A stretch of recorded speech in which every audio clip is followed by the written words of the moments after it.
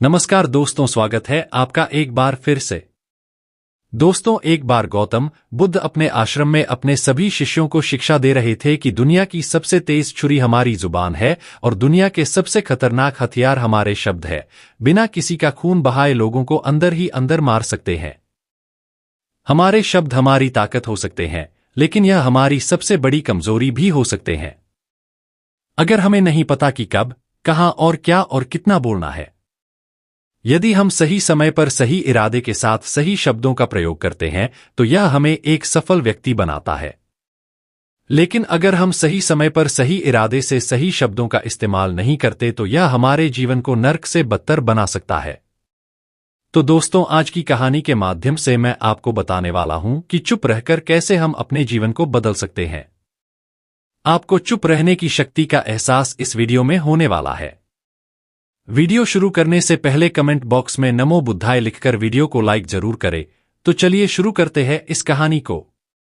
Japan में एक बहुत ही प्रसिद्ध बौद्ध भिक्षुक रहा करते थे। उनका नाम रिसाई था। रिसाई अकेले रहते थे। दुनिया के शोर शराबे से दूर जंगल में वो रहते थे और वह बड़े ही ध्यानी और प्रभु भक्त व्यक्ति थे, इसलिए वह पूरे जापान में बहुत अधिक प्रसिद्ध थे। एक दिन एक राजकुमार रिसाई के पास आया और बोला, हे प्रिय भिक्षु, मैं हमेशा थका हुआ, निराश और परेशान महसूस करता हूं। मेरा मन बहुत अशांत रहता है। हालांकि मेरे पास सब कुछ है, दौलत, शोहरत, सुख सुविधाएं जो हर व्यक्ति चाहता है या पाने की इच्छा करता है, लेकिन फिर भी मेरे अंदर इतनी अशांति और चिंता क्यों है? रिसाई ने उसकी बात बहुत ही ध्यानपूर्वक सुनी और कुछ सोचने के बाद कहा, तुम इस प्रश्न का उत्तर जानते हो, बस तुमने कभी इस प्रश्न को हल करने की कोशिश नहीं की है। रिसाई ने आगे कहा, मैं एक रिसर्च करना चाहता हूं, क्या तुम मेरा साथ उसमें दोगे? इस रिसर्च के बाद तुम्हारे जीवन में किसी भी तरह की अशांति और चिंता नहीं रहेगी। ये बातें सुनकर राजकुमार बहुत हैरान था। उसने रिसाई से कहा, बताइए मुझे क्या करना होगा? अपने मन की शांति के लिए मैं कुछ भी करने को तैयार हूं। राजकुमार की इन्हीं बातों को सुनकर भिक्षु ने कहा, तो फिर आप अगले 15 दिन के लिए मेरे आश्रम में रहोगे और एक सामान्य व्यक्ति की तरह अपना जीवन व्यतीत करोगे और इन 15 दिनों में तुम अकेले और चुपचाप रहोगे, जितना हो सके कम बोलोगे। राजकुमार उस भिक्षु की बातें सुनकर सहमत हो गया। पहले दिन राजकुमार को लगा कि उसका मन सामान्य से अधिक अशांत और विचलित है। उसके मन में तरह तरह के विचार आ रहे हैं और वह आम लोगों की तरह जीवन जीने में असहज महसूस कर रहा है। उसे अंदर से बोलने की इच्छा हो रही थी, लेकिन वह चुपचाप रहा। उसके मुंह से एक भी शब्द नहीं निकला। बस वह चुपचाप बैठा रहता, लेकिन रात होते होते उसे अंदर ही अंदर शांति का अनुभव होने लगा। उसके लिए यह अनुभव अजीब था। वह खुद से पूछ रहा था कि वह अंदर ही अंदर इतना खुश क्यों है और उसकी आंतरिक बेचैनी और चिंता कम क्यों होने लगी है। अगले दिन राजकुमार अकेला चुपचाप बैठा रहा और वह प्रकृति को निहार रहा। वह पौधों को, फूलों को, आकाश में उड़ रहे पक्षियों को, वह अपने जीवन में पहली बार यह अद्भुत दृश्य महसूस कर रहा था कि उसके पास कितनी सुंदरता है। वह दिन भर प्रकृति की सुंदरता को निहारता रहता और उसकी ताजगी को महसूस करता रहता। इसी तरह से 10 दिन बीत गए और उसके मन की सारी बेचैनी, सारी हलचल, सारी उथल पुथल और सारा तनाव गायब हो गया। 11वें दिन की सुबह राजकुमार फिर से एकांत में बैठ गया और कुछ ही मिनटों में उसकी आंखें अपने आप बंद हो गई और वह गहरे ध्यान में चला गया। वह पूरे दिन वहीं पर आंखें बंद करके बैठा रहा और गहरे ध्यान में डूबा रहा। ना कोई शब्द, ना कोई चिंता। राजकुमार भीतर से असीम शांति और आनंद से भर गया। राजकुमार अपने बाकी के 4 दिन इसी तरह गहरे ध्यान में व्यतीत करने के बाद 15 दिन बाद रिसाई के सामने प्रस्तुत हुआ और रिसाई को प्रणाम करके बोला, प्रिय भिक्षु, मुझे उत्तर मिल गया कि मेरे मन में इतनी उथल पुथल और चिंता क्यों थी। मैं जान गया कि मेरा मन इतना अशांत और विचलित क्यों था। रिसाई मुस्कुराते हुए पूछा, बताओ क्या उत्तर मिला तुम्हें? राजकुमार ने कहा, मैं आवश्यकता से अधिक बातें करता था। मैं किसी पर भी अपने शब्द और ऊर्जा व्यर्थ करता था। मैं दिन भर अपने लोगों से फालतू की बातें करता रहता और फिर उन्हीं के बारे में अकेले में सोचता रहता और ज्यादातर समय नकारात्मक ही सोचता रहता। इस तरह मैं बस अपना समय बर्बाद रहा था।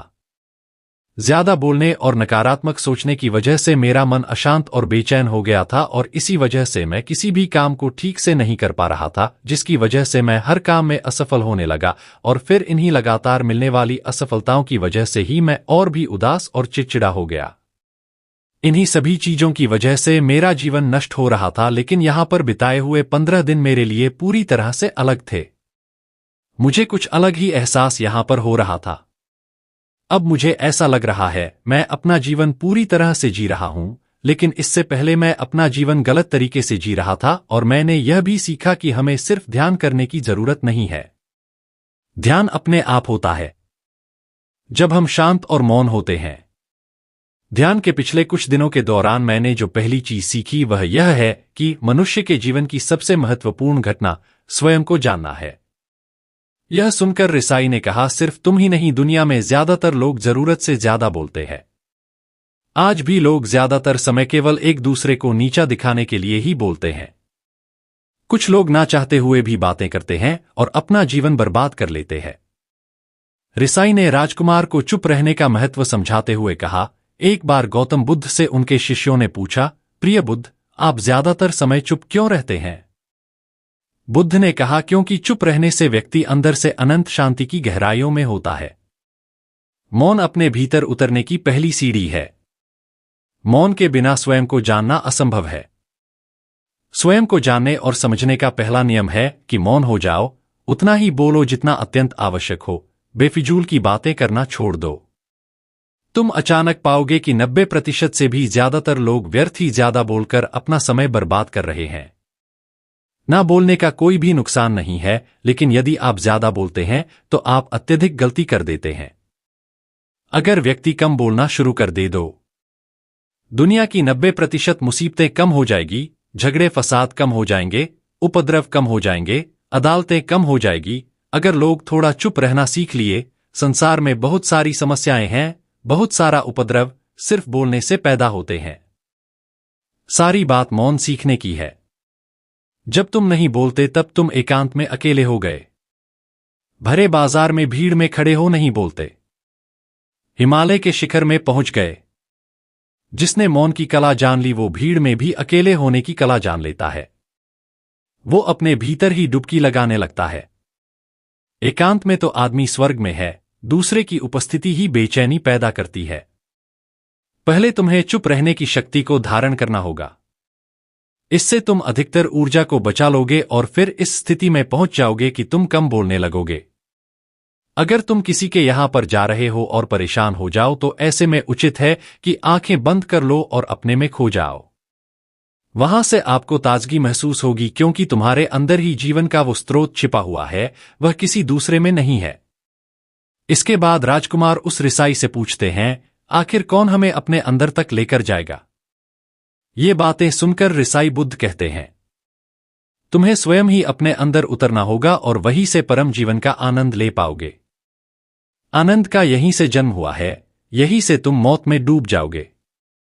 यही तुम्हारा सूरज उदय होगा और यहीं से अस्त होगा। इसी प्रकार तुम बार बार डुबकी लगाओ। जब भी तुम डुबकी लगाकर लौटोगे, वहां से तुम पाओगे फिर ताजगी भरी जीवन की नई संपदा मिलेगी।